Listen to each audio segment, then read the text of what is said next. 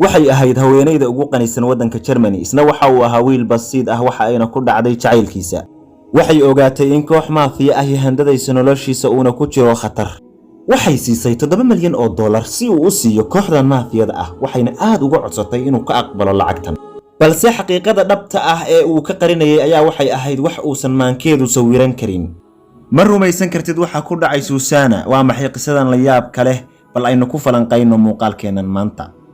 Susan Clayton waxay ahayd mid kaliya dhaxlaysay lacag iyo hanti aad u fara badan oo gaaraysa $25 bilyan Mareykanka labadeeda waalid waxay ahaayeen mulkiilayaasha mid ka mid ah shirkadaha dawooyinka sameeya ee ugu waaweyn caalamka ayadoo ay ugu wacan tahay hantiilanimadan xad dhaafka ah ayaa qof walba waxa uu doonayay inuu lacagteeda wax ka helo markii ay ahayd gabar yar oo soo qaangaaraysa waxa ku dhacay ama isku day fashilmay oo lagu doonayay in lagu qafaasho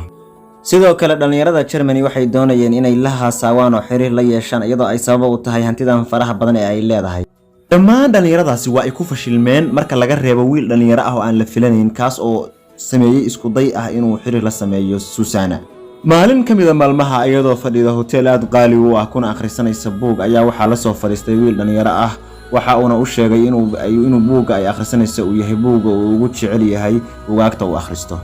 waxay bilaabeen labadoodu inay isbartaan waxa ayna dareentay Susan ka helitaan aan caadi ahayn wiilkan dhalinyarada ah ee la yiraahdo Helaj wuxuu u sheegay inuu yahay sargaal sirdoon ah sidoo kalena ah la taliye muhiim ah oo u shaqeeya xukuumadda Switzerland iyadoo ay sabab u tahay shakhsiyadiisan awood leh ayay waxay Susanna ku dhacday jacaylkiisa si degdeg ah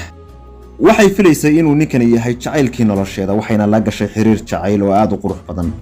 bila kadib xiriirkooda waxa dhacday arrimo aad u la yaab badan oo xiriirkoodii ku soo kordhay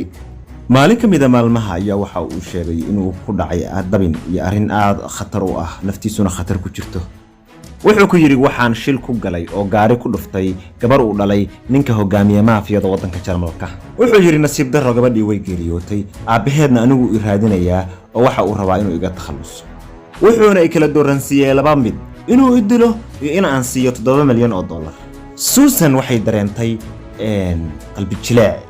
bay waxayna go'aansatay inay siiso lacagtaas waxay istiri xabiibkaagii ayaad badbaadsatay laakiinse ma oga waxa mugdiga ah ee sugaya iyo waxa uu ninkan soo wado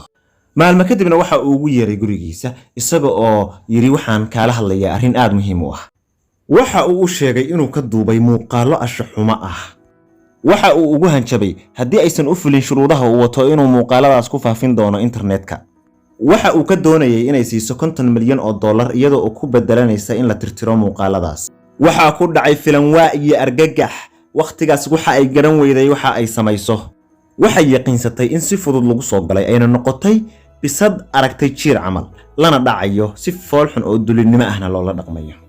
waxay go'aansatay inay la xiriirto booliska iyadoo ku khamaartay sumcadeedii si loo badbaadiyo ciidankii waxay qabteen ninkii isagoon weli muuqaaladii gelinin internetka markii maxkamadda la horgeeyayna waxa uu qirtay dhammaan tafaasiisha iyo waxyaabihii uu sameeyay oo dhan waxa uu maxkamadda horteeda ka qirtay inuu sanado badan qorsheynayay sidii uu u dhici lahaa Susan sidoo kale waxa uu maxkamadda horteeda ku faanay inuu akhrisan karo maskaxda dumarka isagoo ka faa'iideysanaya meelaha ay daciifka ka yihiin waxay kaloo ciidanku ogaadeen inaysan ahayn gabadhii ugu horeysay oo waxaan oo kale ku sameeyay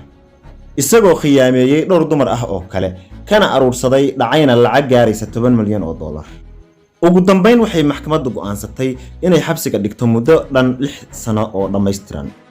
nasiib wanaag ugu dambeyn way ku guuleysatay Susan inay ka gudubto mushkiladaas aadka u adag markii waalidkeed geeriyoodeen waxay shirkaddii u maamushay si wanaagsan wayna ku guuleysatay shaqadeeda maanta waxay ka mid tahay Susanna dadka ugu taajirsan caalamka iyadoo oo ku jirta lambarka 65aad dadka ugu qanisan caalamkan